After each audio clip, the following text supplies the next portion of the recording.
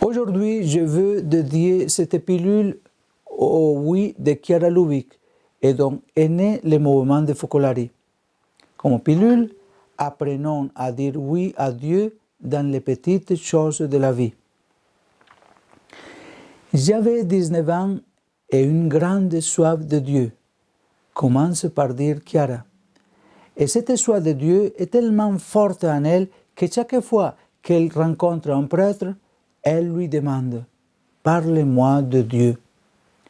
Toujours poussée par cette soif, elle désire fréquenter l'université catholique et comme sa famille n'a pas les moyens de l'inscrire, elle participe à un concours pour obtenir une bourse d'études.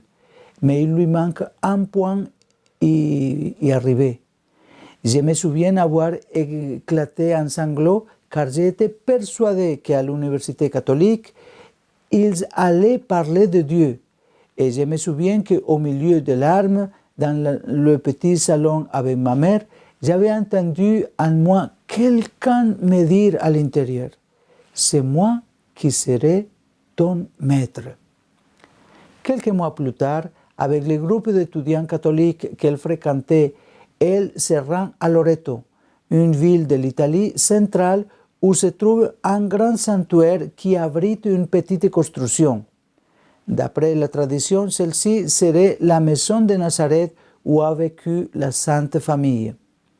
Chiara raconte que lorsqu'elle est rentrée dans cette petite maison, quelque chose d'extraordinaire s'est passé en elle.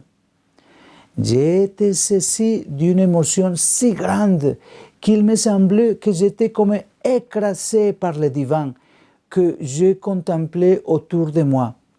Parce qu'en moi était si présente l'idée que Jésus était peut-être passé par là, que ces murs avaient peut-être entendu résonner la voix de Marie, Joseph, l'Annonciation, l'ange. Cette sensation était si vive que je ne cessais pas de pleurer. Des larmes, celles de Chiara, provoquées par le poids du divin qui l'écrasait. Au cours de ces journées-là à Lorette, elle raconte qu'à peine elle le pouvait, elle s'échappait pour aller dans la petite maison, avec la forte sensation que Dieu ouvrait une voie nouvelle qui aurait quelque chose à voir avec ce lieu et avec la Sainte Famille qui l'habitait. Le jour avant de partir, Chiara entre dans le sanctuaire et le trouve bondé de gens. Elle reste au fond de l'église et c'est alors qu'elle entend dans son cœur la voix de Dieu lui dire « Beaucoup de vierges te suivront ». Au cours des années qui suivent, elle comprendra qu'il s'agissait des premiers signes d'une nouvelle voie que le Seigneur préparait, le focolare. 4 ans après, en 1943, il se produisit un fait simple mais décisif. C'est l'hiver. À la maison, il n'y a plus de lait. La maman demande à ses filles, les plus jeunes, d'aller en chercher. Mais il fait froid. Chiara, même si toute concentrée sur ses livres, saisit l'invitation de sa mère et se propose d'y aller comme un acte d'amour envers ses sœurs cadettes. Sur la route, raconte-t-elle, c'est comme si Dieu me disait « Donne-toi tout à moi, donne-toi tout à moi ». Je m'arrête, surprise, je vais acheter le lait, je rentre à la maison et écris une lettre enflammée à un prêtre, dans laquelle elle lui fait part de ce qu'elle avait ressenti dans son âme. À cette époque, celui ou celle qui exprimait le désir de se consacrer à Dieu devait d'abord s'engager temporairement plusieurs fois afin d'être bien certain de sa décision.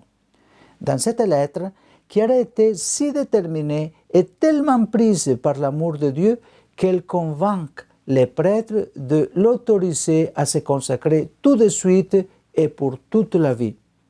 C'est le 7 décembre 1943 qu'elle se rend seule et de bon matin à l'église, alors qu'une grande bourrasque se lève.